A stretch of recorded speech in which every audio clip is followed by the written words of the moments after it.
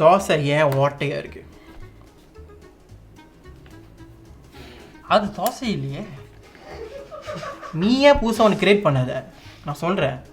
தோசை ஏன் ஓட்டையாக இருக்கு? மாவு பத்தல. ஆமாண்டா, தோசை நீ இப்படி போடுற, நட்டு பத்தலைன்னு ஓட்டையாக தான்டா இருக்கும். ஓட்டையை பார்த்துருக்குதுண்ணே.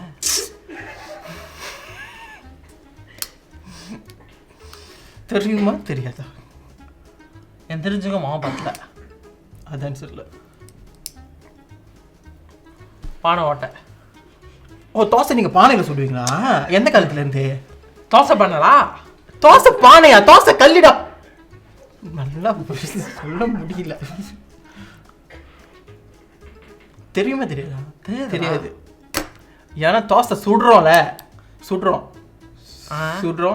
ஸோ சுடும் போது என்ன ஓட்டை ஆகும்ல? ஒரு ஓட்டை தான் ஆகும்.